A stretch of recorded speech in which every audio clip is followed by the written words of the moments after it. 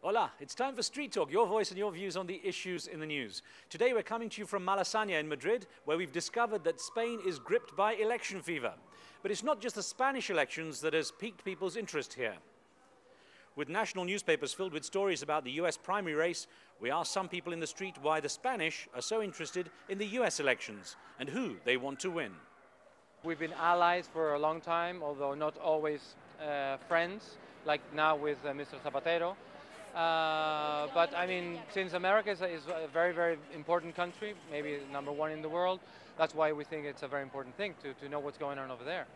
I'm very happy with the Bush government finish now, and other candidate, it's better than Bush. I think Obama must win because I think the USA needs a change in its politics, and it could be better for all the world. Well, economic worries rank highest in the minds of the Spanish, according to a recent report from the Madrid Center for Sociological Investigations. With more murmurs coming out of the US of an economic recession and mortgage prices rising here, we asked some locals if they're worried about the Spanish economy taking a downturn. People say that there's a risk of an economic trouble in the economy, and well, I worry because it can makes me lose my job. This is my main worry.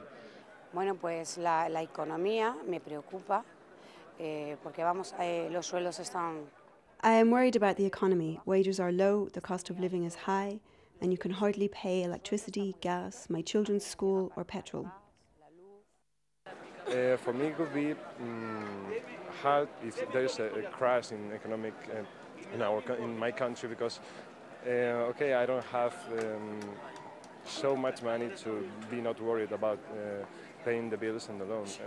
But at first, I'm not worried about that. Now to our Street Talk segment, Punchlines, where we look at some of the best cartoons from around the world. And helping us with that is Matt Wuerker. He's the editorial cartoonist for the DC-based Politico.com. Here's what we had a look at. Matt, I love talking cartoons with you, so it's always a pleasure to have you back. Hi, Riz, thanks. Of course, the expensive oil prices are up there on the agenda for cartoonists. The big news peg for cartoonists was the $100 a barrel oil, and the first cartoon we have here is by Thomas Bolt, who has the pen name Tab.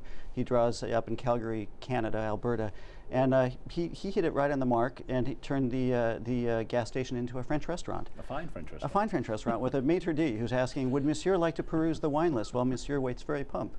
The guy's in the back with his oil can serving the... And it's called Chez Gas. Chez Gas, I like that. And Larry Wright, the second cartoon, of course, is... Larry Wright's a well-known one. I see a lot of his... Very well-known, one of the deans of American cartooning, and he's managed to marry the high price of oil to the falling dollar, and he's come up with his own little cartoon hybrid car. And so we have the guy here saying, mileage is pretty good till I run out of $1 bills. As he's shoveling in the back. This run. Glad to have one of yours in here. It's the couple stressed out hanging off the cliff with a house chained to their ankles. Yes, this is, I was thinking about, there's this expression, schadenfreude, taking pleasure in the pain of others, and there should be another expression about sort of taking pleasure in your own pain, because right now we have a falling housing market, we have a falling dollar, and now rolling down the hill at us we have a very expensive gas. And of course, living in the US, we all feel it compared with the prices the way they were a few years ago. Exactly, very much so. Very painful. Yeah, we can sympathize with this couple. Yes, yes, you can. If you can't cry, you might as well laugh. Well, Matt, great to have you again here. Thanks, Riz. And that's it for this edition. Don't forget to keep sending your questions and comments and point us to anything interesting or amusing for Street Talk. What you see here isn't necessarily the view of Al Jazeera, and some of the content may be edited, but for time and space reasons only. And that's the talk on the streets of Madrid.